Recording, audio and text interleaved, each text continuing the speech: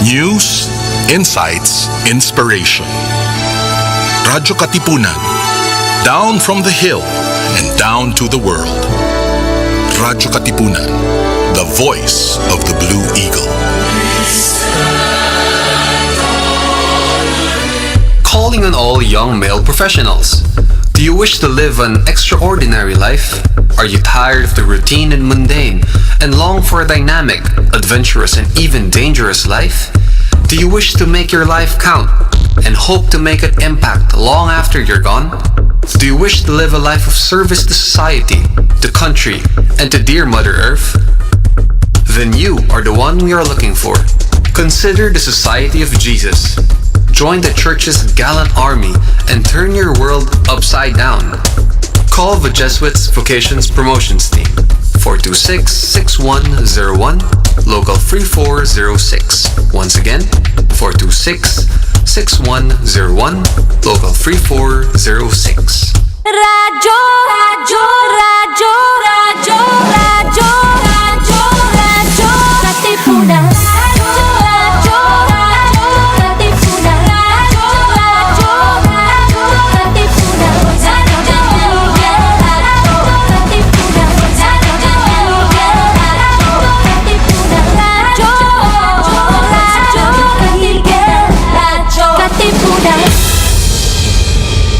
Coming up next, Seniors on Air Radio on Radyo Katipunan 87.9 FM. Radyo Katipunan. Radyo, radyo, radyo, radyo, radyo, radyo, radyo Katipunan. Radyo Katipunan. Radyo Katipunan. Radyo, radyo, radyo Katipunan.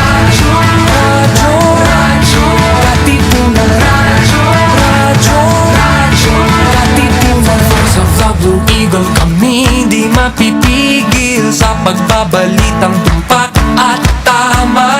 Buhay Atenista sa loob sa labas ng eskwela, ating ibibida lahat ng eskwela.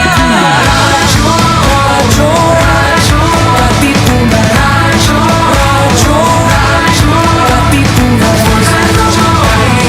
Radyo, Katipunan.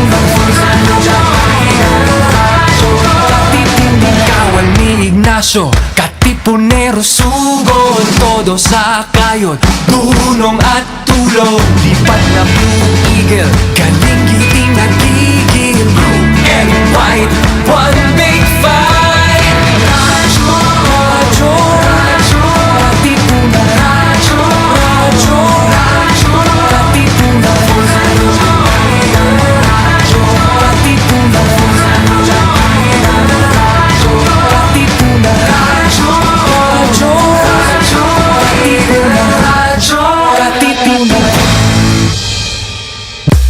Are you feeling sore?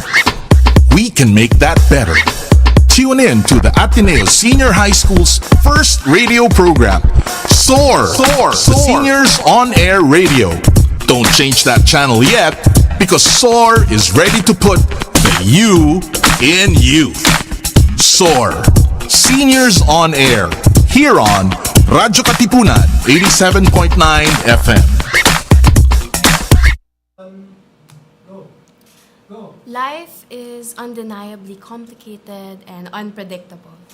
Some days parang on cloud nine tayo, ang saya, ang sarap ng buhay, pero sometimes parang ang hirap. We're struggling, we're barely doing fine, or we're not doing fine. Pero just as the promise of, a rainbow at the end of a storm, parang it serves as a comfort for us. At the end of the night, there will always be a golden yellow sun greeting us in the morning. Brought to you by the Ateneo Music Industry Organization, this is Golden Yellow.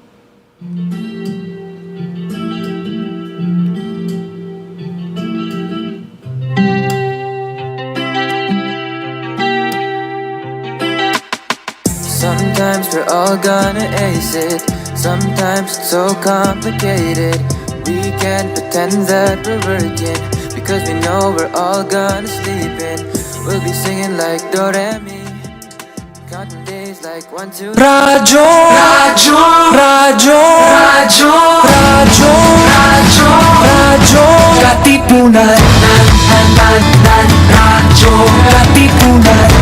Radyo Katipunan. Radyo Katipunan. Radyo. Young, so let's go make no regrets. Let's search for brighter days. We gotta slow down sometimes. Ferris Bueller just wants to get by. Sometimes we're all gonna ace it. Sometimes it's so complicated. We can't pretend that we're working, because we know we're all gonna sleep in. We'll be singing like Do-Re-Mi, counting days like 1, 2, 3. Golden yellow is what I see. The clock is ticking, we'll be waiting. Sometimes we're all gonna ace it. Sometimes it's so complicated. We can't pretend that we're working, because we know we're all gonna sleep in. We'll be singing like Do-Re-Mi, counting days like 1, 2, 3. Golden yellow is what I see. The clock is ticking, we'll be waiting. Searching for adventure is big me. Trapped is what I don't wanna be. When you're young there's so much you wanna see.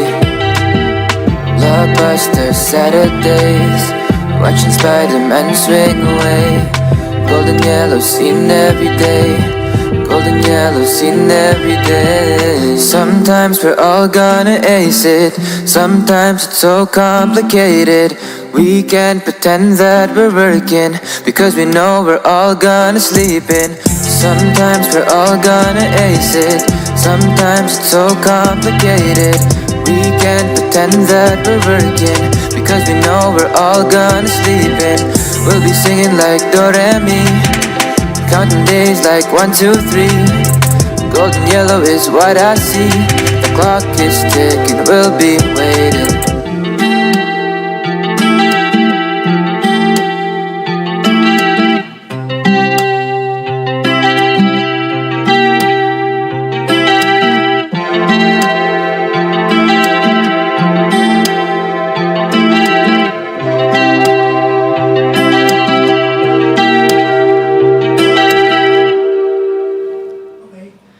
Welcome to Seniors on Air, an episode on Radyo Katipunan. You can find us on 87.9 FM within Ateneo Katipunan, RK 879 FM. You can also find us on Facebook, X, YouTube, and Instagram at Radyo Katipunan, or search Radyo Katipunan 87.9 FM. That was our first song, Golden Yellow. Here with you today, I'm DJ Ray, and here with me are... Ay, nako, nakaka-stress naman. Ang tagal na pala natin mula nung nakabalik tayo. Paano ulit to? Ay, wait. Yo, what's up, Ateneo? This is your napaka-poging DJ. Yo, this is DJ San. Yes, hey Ateneo, this is DJ LJ. Na-miss mo ba ako? This is my second time on here. I'm DJ Cutie. Ay, nako. Grabe, alam ninyo, sa dinami-dami na nangyari nung nawala tayo, hindi ko na nga alam kung ano dapat nating pag-usapan. Pero siguro it's better if we start from the most recent one. Ano nga ba naiisip natin? Wait. Yes. Oo nga pala, National Book Week, no? Actually, ongoing pa din siya this week. Yes. Alam ninyo, nagulat ako ng National Book Week kasi nga nung una talaga hindi ko alam yan eh. Parang sabi ko sa sarili ko, it's just a normal week in January. Bakit natin kailangan i-celebrate? Pero speaking of National Book Week, gusto ko sana kayo matanong. Ako kasi, I'm an avid book reader. Grabe, book reader! Ang yabang ko naman. Pero kayo, may sarili ba kayong personal favorite na book or parang literature na binabasa ninyo? Yes, ako, The Very Hungry Caterpillar. Parang alayo naman yata ng edad natin, be. Hindi, joke lang naman. Siyempre, I have a real favorite book. My favorite book, or favorite book series, is The Olympians by Rick Riordan. Yun ba yung... Yeah, I remember Rick Riordan. Sino ba? Si Rick or... Si Rick? Hala, kinasual. Pero ang nangyari kasi niyan, tinatawag natin siyang Storyteller of the Gods by the New York Times Magazine. I remember, ang isa sa mga pinaka-famous works niya, The Red Pyramid. Yeah, I remember that. Kasi nga, it was right after or right before Percy Jackson. And actually, yung The Olympian na sinabi mo, nabasa ko yung synopsis niya. Because I myself, one of my favorite books, isa sa talaga sa mga OG, katapat siya ni Harry Potter o kaya ni SpongeBob. Hala, SpongeBob? Libro pala yun. Percy Jackson. Bakit? Bakit nga ba Percy Jackson? Malay ko din kung bakit. Baka pogi kasi siya. Ay! Joke lang. Pero ang nangyari kasi niyan, I encountered Percy Jackson sa mismong EMC natin, ang library natin sa senior high school. I was like, okay, nagbabasa ako ng manga, romance manga. Sabi ko sa sarili ko, why not take a step out of my comfort zone?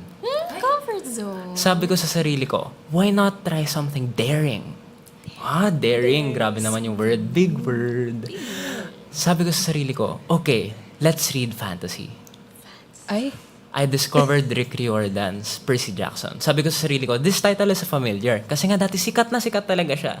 Pero speaking of books, ikaw DJ LJ, may favorite ka, di ba? Alam mo, favorite ko talaga fantasy books tulad ninyo. Pero, alam niyo last year, kaka-release lang nung Wicked 2. Yeah! Yes, Ariana I Grande. love Wicked 2. So, nakita ko rin sa Ateneo Library natin yung Wicked book. So, sinimulan ko yung Wicked book, I think last week. So, hindi ko pa siya natatapos. So, I'm very excited to finish it. Ikaw ba? DJ Siyempre. Ray, may tanong Ray ako. muna.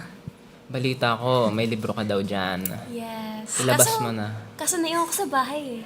Ay, ganyan tayo eh. Makakalimutin. Kapal kasi. Anong libro ba yan? It's the third and final book in the Poppy War trilogy by R.F. Kuang. It's about the... medyo complicated eh. It's about war, it's about poverty, it covers a variety of topics and it's so interesting. Sino ulit yung author, be? Si R.F. Kuang. R.F. Kuang. Yes. Kakaiba naman alam ng ko pangalan. I forgot F. Pero alam ko first name niya Rebecca. So babae siya? Yes, so babae siya. Ang hirap i-pronounce, be. Parang na-challenge ako doon. Pero speaking of reading, since lahat naman tayo dito, medyo nagbabasa naman kahit papano. Kataasan talaga ng boses. Soprano. Siyempre, paglaki natin, meron tayong mga reading habits. It's either from your parents or ano. Ako kasi mismo, I never really got into reading. Kasi nga, reading was such a privilege para sa mga lower class, kumbaga. Parang, ang reading lang na-encounter ko yung mga module sa yung mga books na pinapamigay sa I never really borrowed books from the library. Pero I remember, habang nasa library ako ng old school ko, I encountered Hieronymus Stilton. Yes. Oh, grabe. Yes, such an OG. A blast from the past. Sabi ko sa sarili ko, okay, it has visuals. Ang ganda ng visuals na Hieronymus Stilton. Today, I still love Hieronymus Stilton, please. Pero, nagulat ako kasi nga, when I first opened the book, ang naisip ko sa sarili ko, parang unchallenging magbasa. Kasi nga, I myself, medyo mababa ang aking attention span. Kahit bago pa magka-TikTok or magka-Reels or whatnot, parang ang hirap para sa akin magbasa, especially kung puro words lang. Hieronymus Stilton helped me kasi nga, parang, okay, have some images to fuel your brain. Parang, okay, thank you. Sige, next. Yes. Hi, next. Yeah, kasi the words have images sa Yes. mismo. And Yeah. it really helps visualize the scenes, the objects, and yeah, it really helps. Ikaw, DJ LJ, yung mga reading habits mo growing up, from your home, from the school, from your community. Alam mo, like growing up, my dad always told me, we love books. Yes, like every single time na bumibisita kami sa bookstore, sinasabi niya, bili ka ng libro. Libre ko na. Libre! Kasi mahilig talaga sa books yung dad ko, like a whole bookshelf of books. So, in-encourage niya talaga ako na magbasa. And I'm really sad na hindi ko masyado nakakapagbasa kasi alam mo, busy din naman tayo sa school. May sarili tayong books na binabasa sa school na hindi naman fantasy or whatever other Binabasa genre. niyo pala yun? Ay, hindi mo binabasa. Na-expose. Na-expose yun. Ala, sige, continue. Anyway, so, ayun. Hindi ako masyado nakapagbasa as much as my dad wanted to, I feel like. Pero, at some point naman, I really grew to have like so much appreciation for literature. Alam mo yun? Kasi every single book that we read has a message to bring. Kasi some books have this kind of topic, some books have that kind of topic, and it's all different. And each of those kinds of messages have like a different effect on us. So, parang, nung na-realize ko yun, nakita ko, maganda talaga ang books. So, kahit hindi, even if you can't keep up with the whole habit of reading every single day, which, para sa akin, parang hindi ako nakakip Parang up dun sobrang hirap naman na everyday magbabasa ka. Kaya nga. So, even though we don't read every day, it's important that we still appreciate literature and the authors who write. You get it? That's why we have book week this week. Ikaw, DJ Cutie, kamusta ka naman? So, sa mga libro, yung mga habits ko growing up, just like DJ LJ, my dad, he also really wanted me to read. Kasi my dad, he loves reading. Yung mga ingredients sa likod ng cans, binabasa niya. Yung mga ingredients sa chips, binabasa niya. Parang yung mga ibang- signboard sa road, binabasa niya. Lahat na lang talaga, binabasa ng daddy ko. So, when I was around 6, my dad, Six? in our house, wag mo na sabihin. Sige, tuloy mo na. Wag mo na sabihin. Narinig ko talaga yan, ha? 6 p.m. 6 Good time. Okay. Speaking about your dad, kasi nga, like sabi mo, sobrang babasahin niya. Were there any books na talagang, parang hindi na sa fino-force, parang nire-recommend niya sa'yo? O nga, ginawa nga ako ng library sa bahay. So involuntarily, talagang you fell in love with books. Oo. Parang, okay, here's a library, gamitin mo, sayang naman. Oo. Pero yung favorite niya basahin sa akin, bedtime story niya, dictionary. Bakit dictionary? Word of the day. Word of the day. Merriam-Webster yarn. Oo nga, Merriam-Webster talaga. Every night, pupunta siya sa akin, sasabihin niya, Mangkito, this word, do you know the meaning? Halimbawa, sasabihin niya, anthropocentrism. Do you know the meaning of that? Sasabihin ko, hindi po, daddy, di ko po alam. Tapos sasabihin niya, basahin mo. Modern anthropocentrism. Tama ba? Basta yung ano, humans or something. yeah, human root of ecological, Yes. Yeah. Ba't tayo napunta sa CLE? Parang nalilito na ako sa usapan natin, ha? Pero speaking of CLE, syempre sa bawat libro na ating binabasa, binubuklat, meron tayong mga aralin na inuuwi sa ating likod araw-araw. Sa mga aralin na ito, nais kong itanong sa inyong lahat. Ano nga ba ang inyong natutunan? Inuuwi mo yung libro? Hinihiram ko kasi sa library. Hindi, inuuwi mo yung mga libro natin sa school? Yeah. Yung mga textbook? Medyo mabigat nga siya. Ay, ako nasa locker ko lang eh. Hindi, pero speaking of, syempre, ano yung lessons na nakukuha mo sa mga libro? Like, one of your favorite lessons? Yung favorite lesson ko, syempre, is from yung favorite book ni Richard dati, Geronimo Stilton. Ay, may isang libro doon about family. And sa family niya, basically, yung nangyari, nagka-argument sila. Pero one of the older books nga to, so maybe you guys don't know it anymore. Parang grade school pa tayo nung dinabas to. Pero they went on a big family trip and then they were like arguing. Pero at the end of the day, they came together again as a family. Family? Yes, because they were like, you know what? Arguing is just part of life. That's just how it is. What's important is that we grow from it, we learn from it, and we come together again. So that's one of my favorite lessons. Grabe naman yan. Pero alam mo, yung nakakatakot talaga. Ay. Kada buklat mo ng libro, you realize something about yourself that you never knew before. Parang, okay, I read this page mula sa Percy Jackson. One of my favorite lines is, lagi-lagi niya sinasabi, I don't know who I am. Grabe, deep. Deep. I don't know who I am kasi nga inherently humans can never see themselves objectively. We always lean to our biases towards ourselves. We always tell ourselves na, okay, I am this person, but to others we're not. Ay. That's what I learned from Percy Jackson itself. Ikaw naman, DJ LJ. So I read this book before. It's like a twisted tale version of one of our favorite Disney classics. It's Tangled but with a twist. Yes. Ang interesting, diba? Tangled na tinangle. Medyo parang ganon. Oh, exactly ganon nga. Kasi doon sa libro, si Rapunzel, instead na gold yung buhok niya, naging silver. Tapos buhol-buhol. Instead na yung parang silky hair na nakita natin sa movie. Yes, legit na tangled na talaga siya. Yeah, literal yung title. And natutunan ko doon sa book na yun. Kasi yung fate niya doon sa book na yun, medyo different from the movie. It's more on bad luck rather than good luck na na-experience niya. It still flows the same way. Like, she leaves her tower and she goes through a lot of challenges. Pero, yung power kasi na binigay sa buhok niya, it's not healing. It's more of like harming. So, it was kind of like a rough start at the beginning of the book. But then, throughout the book, parang pinakita na may good side dun sa power niya. Like, even though it harms people, may na-discover siyang side sa power niya na, na nakakabuti pala or nakakatulong sa kanya and sa other people as well. And, ang natutunan ko siguro dun is like to see situations in a silver lining. Katipunan Gray! Ay, gets ko na. Universe! Gets ko na kasi silver yung hair niya. Silver yung hair niya. Ang witty eh. Bet ko. Gamitin ulit natin next time. Sige. Ikaw naman, DJ Ray.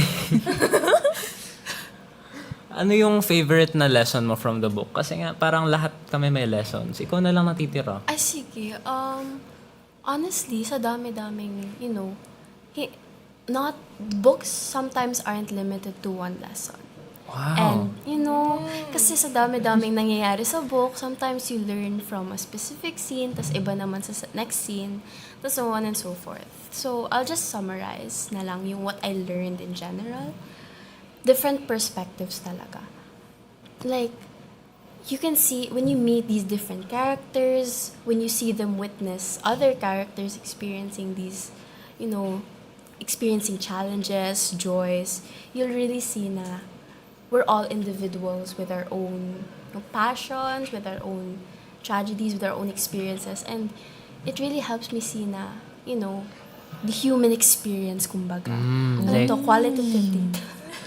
Parang yung returning to the past. Yes. Parang ganong type ng usapan natin ngayon. Pero like, speaking of returning, whether sa stories man yan, sa feelings natin, o kaya dun sa mga librong pamilyar sa atin noon, meron tayong, nakaka-relate tayo sa kanila.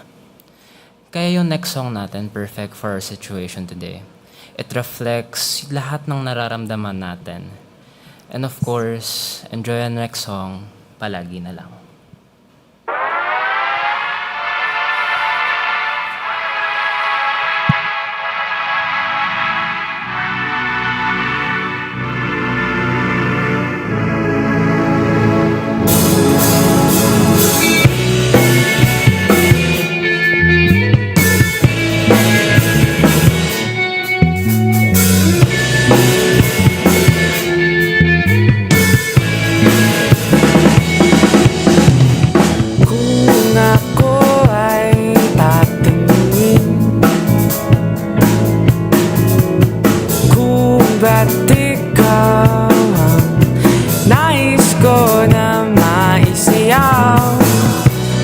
Simple lamang ang sagot, siguraduhin mo lang na di ako mapapanood. Palagi na lang, palagi na lang, palagi na lang ikaw ang nasa isip ko, dumudungaw sa aking panaginip. Palagi na lang sa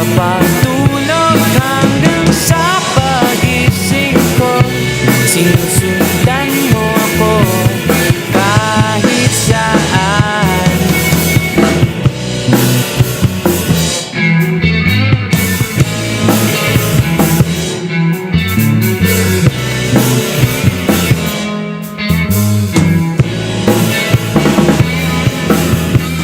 Sa tuwing ako ay napapaisip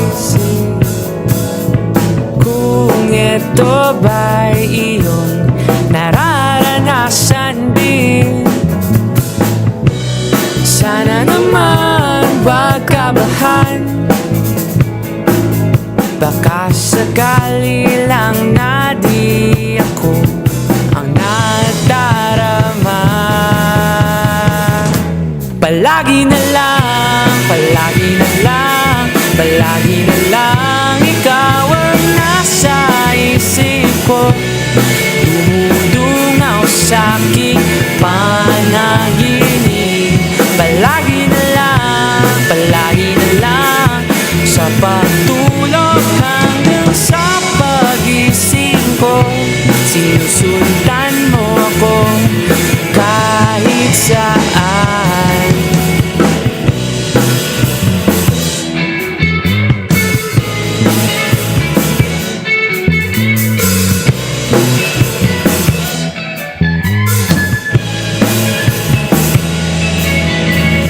Sa tuwing ako ay napapaisip kung ito ba'y iyong nararanasan din. Sana naman wag kabahan, baka sakali lang na di ako ang nadarama. Palagi na lang, palagi na lang, palagi na lang, palagi na lang.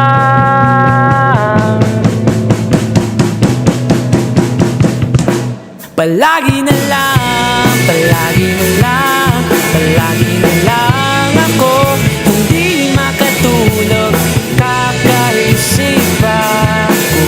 Mag-oo ka ba sa'kin?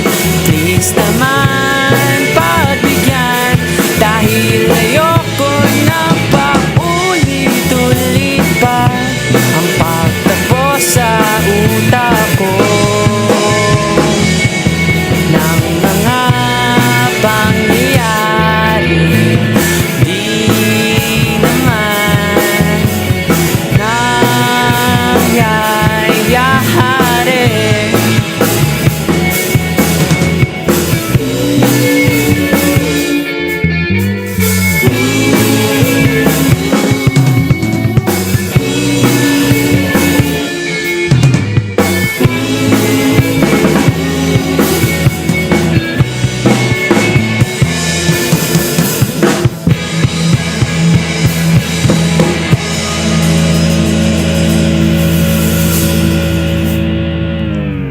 Yo! Kamusta na Katipunan?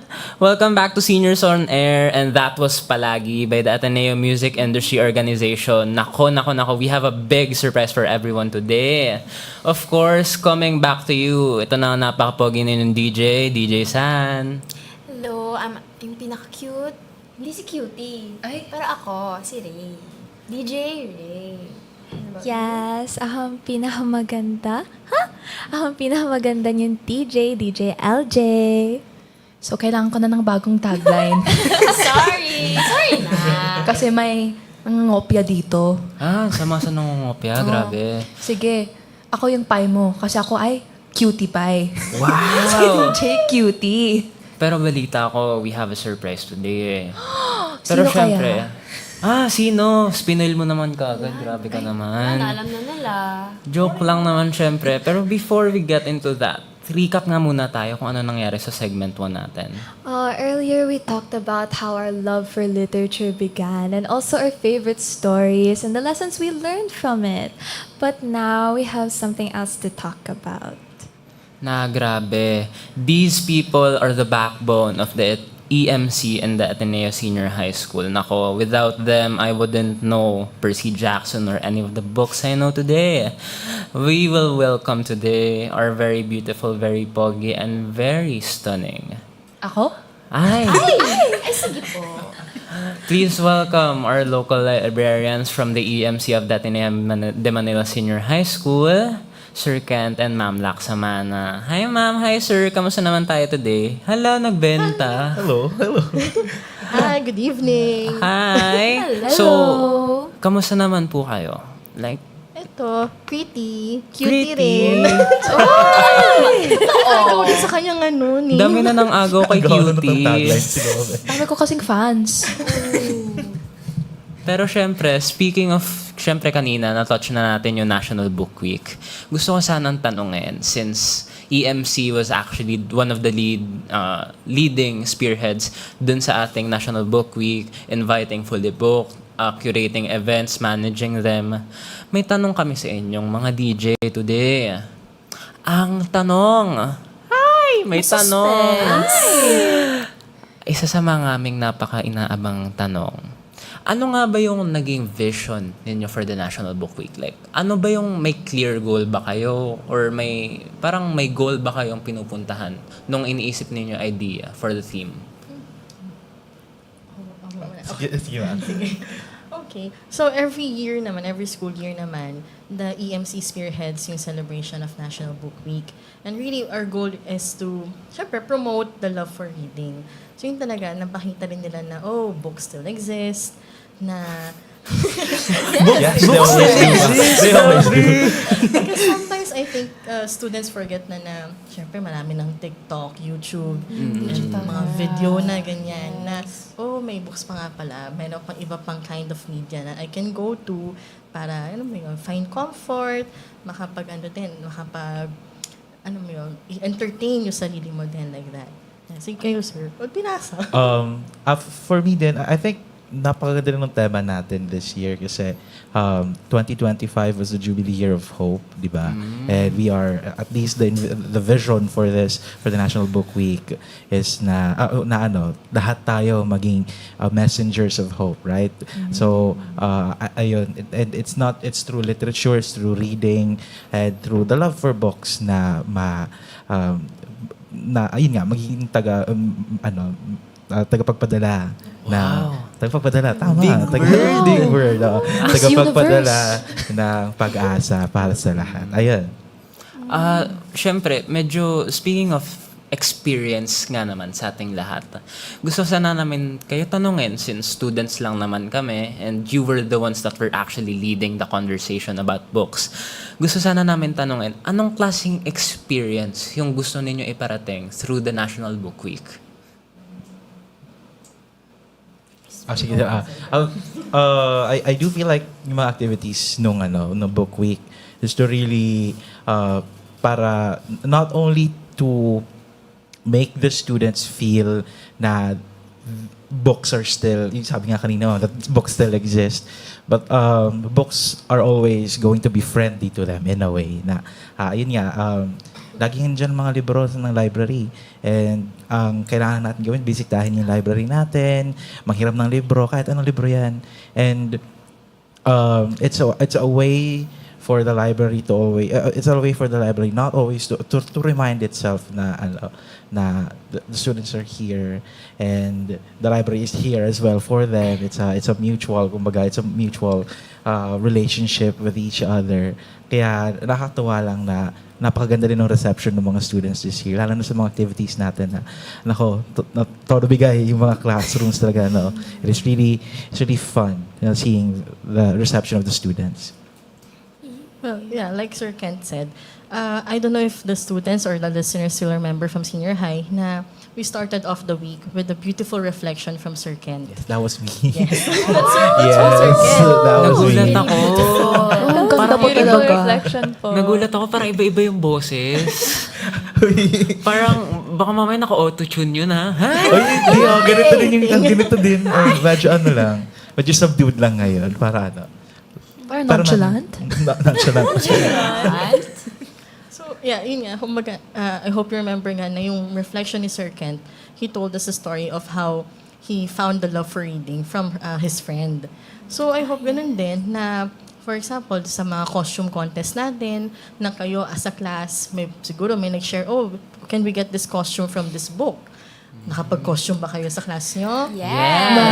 Pinapagalitan kayo ni Mama Ali ngayon. Yes, ma'am. The same din yan, let's say, for the Literary Voices event, wherein we invited two authors, na si Doc Christine Lau and si Sir Mark Norman Boquerin, wherein napaka-interactive ng talk nila, na nakita natin yung mga students na nagtatanong talaga sila, na may mga part na gumawa na sila ng dula nila. And yun nga, na nakita nila na, oh, this can also be a vocation for me. I can be an author, I can be a playwright, yung mga ganyan.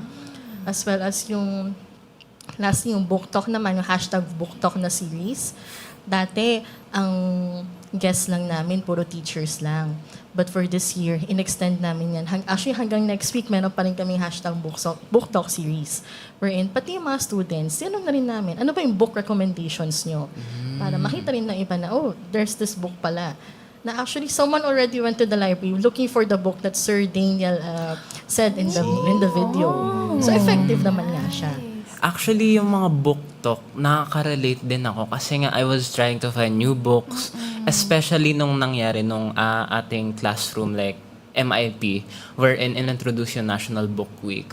One of the most interesting things na sinabi dun sa PA system is the Red Pyramid is better than Percy Jackson. Because it is, yes. Wait. Yes. Wait. And I see the vision. Wait. I disagree. Wait. Pero not... Okay, I agree it's better than Percy Jackson, but I don't agree that it's better than the whole Percy Jackson series. Is it better than the first series? Okay, yes. It is. Yes. But Heroes of Olympus, it can't beat Heroes of Olympus. Okay. Siyempre, may personal favorites naman tayo. Pero personally ako, I respect the decision to make that bold claim. Parang shame ako ng ano. Joke lang. Pero I actually like the Red Pyramid, etc., etc. I can name so many good things about it. And I can also name so many bad things about it. Ay! Parang di ako welcome talaga dito. Pero syempre, we have challenges seeing the same story. And that's okay. That's definitely okay. Mas Speaking maganda of nga challenges, may binulong sa akin si DJ Ray. May tanong ka daw. Yeah, kasi like, ang daming nangyari. Like, we even had a collaboration with Fully Booked. I was browsing for a really long time. I couldn't pick talaga.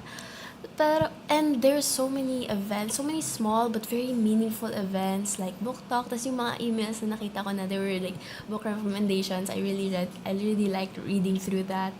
And then like yung book, of course yung book talk, yung itinerary book yung event with the speakers.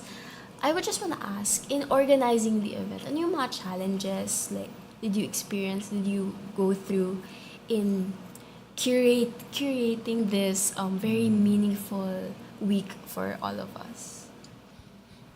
Baka ako yung makapagano niyan.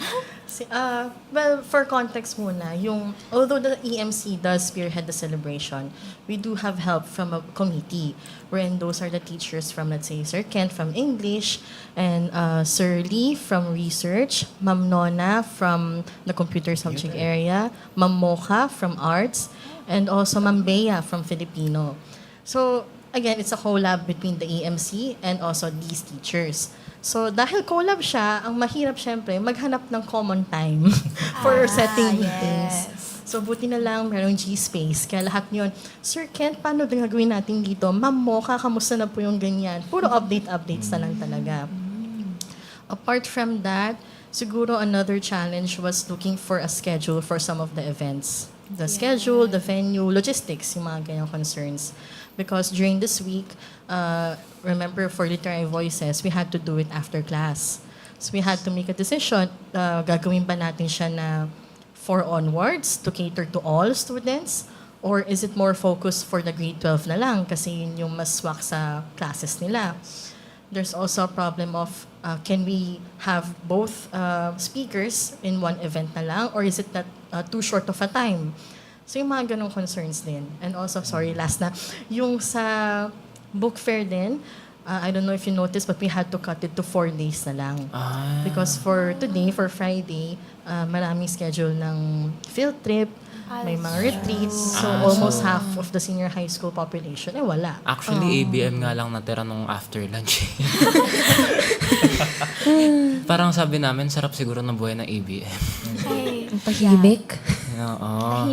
Tahimik. Sobrang tahimik. Nawala I also kasi find- kami. Sorry. Sige, Sir Ken. I also find na kailangan din ng academic alignment in some way no mga activities. Kaya kailangan din talagang yung literary voices. We also have to find poets and authors, writers that are practicing poets and practicing playwrights, kasi yun din yung pinag-uusapan ngayon ng creative writing students. Kaya talaga kaya kailangan ding isakto yung kung ano yung pinag-aaral nila at this point with what they can learn during the talk. And it just so happened that we're very lucky to know playwrights, and with Sir John Choa's help, and also I was able to invite Dr. Lau. Very, very lucky to have them last Wednesday. So as we actually wrap up, since we don't really have that much time, our last question for today, very meaningful to, especially for us students. We took away many lessons from the National Book Week, pero we wanted to ask you, ano yung talagang inaasahan ninyo na may uuwi namin at maaalala namin in our coming years? Sige. I do want the students to understand that the books that they see aren't just the books the books that they usually see ay yung mga books na nakikita nila sa universities, kasi yun yung usual spaces na kung saan sila na gumagalaw, di ba? But there exists areas or spaces outside of universities that hold books, public libraries especially. In the Philippines, from last I've seen, 1,600 lang ata. 1,600 public libraries around the Philippines, if I'm not mistaken. Baka i-quote ako niya na. If I'm not mistaken. And think about ilan tayo? 113 million last I checked. 113 million. How many public libraries are there per so kung baga ilan kailangan yung ratio parang ang pangit. Kaya it's not just us supporting our own spaces for reading books. It's also us supporting public spaces that are meant for us to read, to borrow books, and for us to advocate for literacy as well. Kasi hindi lang tayo nagbabasa for ourselves. Ayun nga, dami natin, we are persons for others, di ba? So we read not because it's merely a leisure, but it's also for a way for us to improve ourselves, to improve our crafts, and for whatever it is we do in the future to help other people, right? And you can do that through public libraries, helping the public libraries, para hindi lang tayo nagbabasa. Yung mga nasa labas din ng mga universities, nagbabasa sila. Ma'am, kaya naman.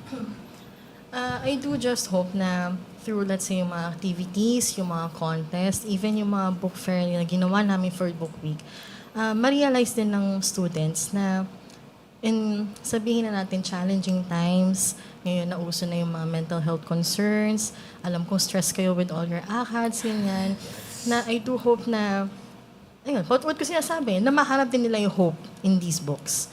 Kasi these books can give you, spark new ideas, give you inspiration, and it's always there as a friend. Kasi lagi siya nandun whenever you need just something to hold on to, parang ganon. There's always hope when you read something. Parang naiiyak ako. ang ganda namang sentiment nyo. Sana matupad namin yung mga pangarap nyo. Parang ang taas na expectations nila ng mga iuwi nating lesson. Bibigat atabag natin ito eh. Pero this is not just a message to the Ateneo de Manila Senior High School students, not just the Ateneo de Manila College, or not just the Philippines itself.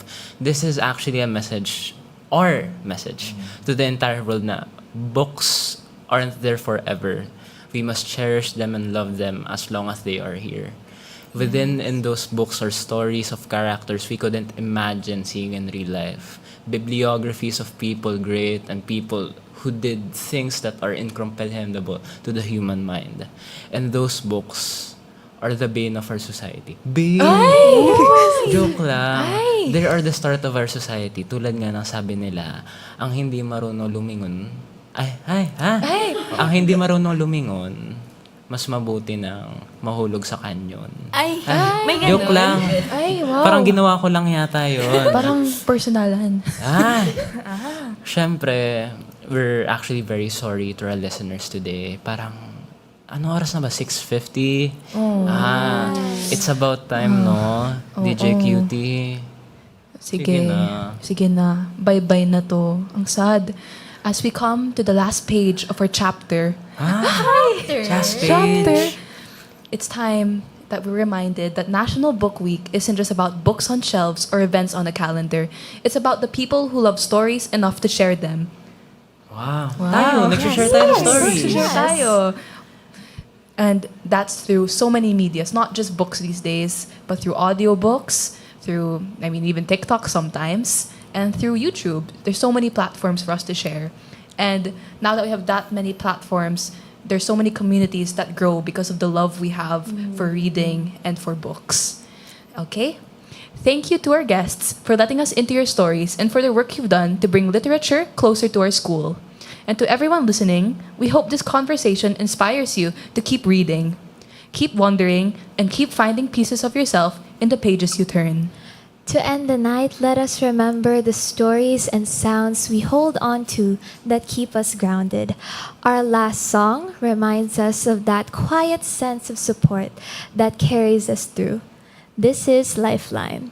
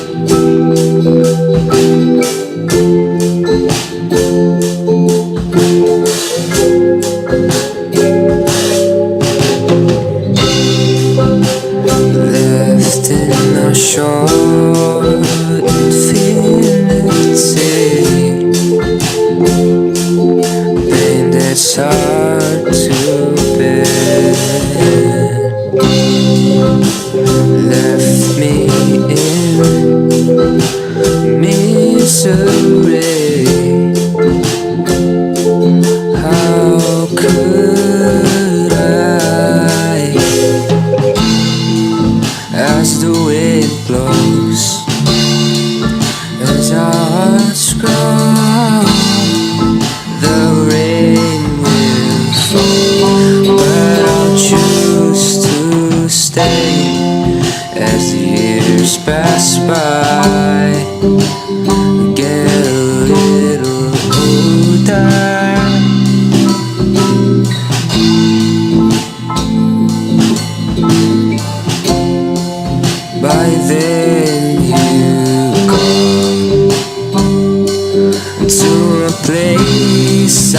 can even follow.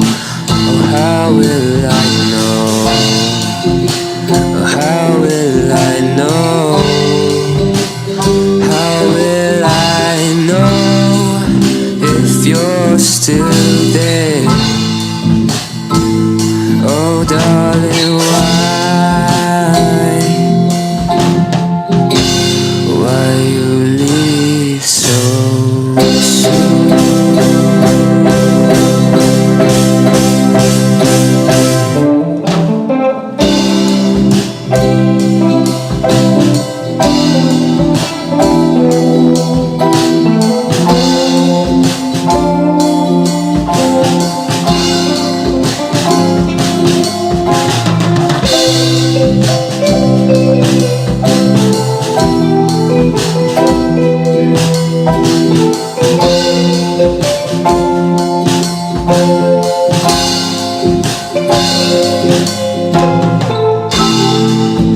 As the wind blows and hearts go, the rain will fall, but I choose to stay. As the years pass by, get a little older.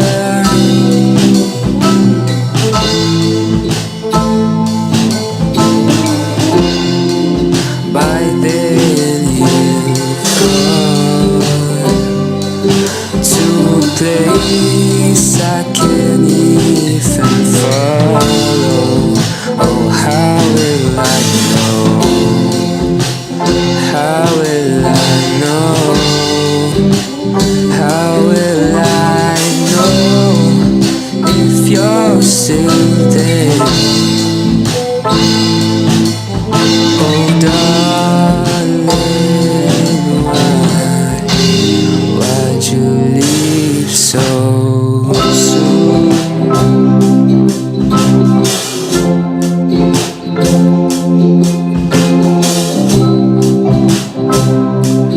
Why you leave so soon?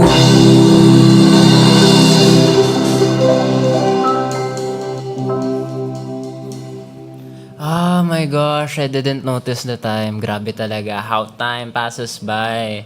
Of course, as our closing, we would like to give our thanks to our listeners. And of course, kami-kami din, may kanya-kanya din kaming shoutouts. Ma'am Laksamana. Hello sa family ko. Alam ko nakikinig kayo right now. And a special thank you lalo na sa National Book Week Committee, sa EMC team, and syempre all the students who participated in all the activities of National Book Week. Thank you so much, everyone. Thank you very much for having us here. Shout out ko lang nanay ko na akala niya audience daw ako ngayon. Nung nagpaalam ako. I also would like to say hi to the English department of the subject area of the senior high school department. Hello po. Artista na ako. Ayan.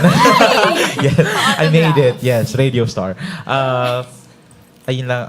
I also would like to say hi to my mod class, Gradetsky, and my Humes, all my Hume students. Hello. And my GA class. Hello. Yes.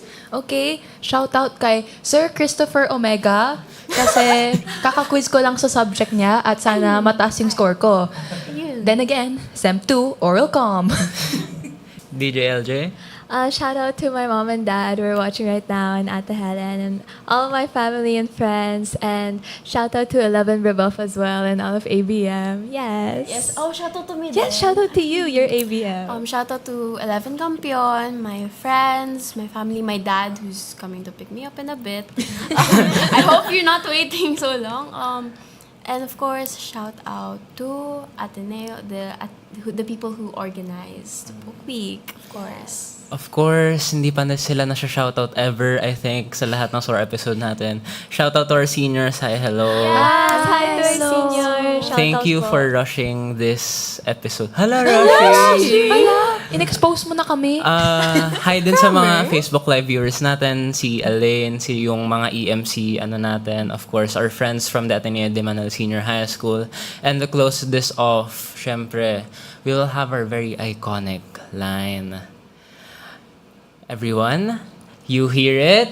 It's APCO! Are you feeling sore? We can make that better. Tune in to the Ateneo Senior High School's first radio program, SOAR, the Seniors On Air Radio. Don't change that channel yet, because SOAR is ready to put the you in youth. SOAR, Seniors On Air, here on Radyo Katipunan, 87.9 FM. Radyo, radyo, radyo, radyo, radyo, radyo, radyo.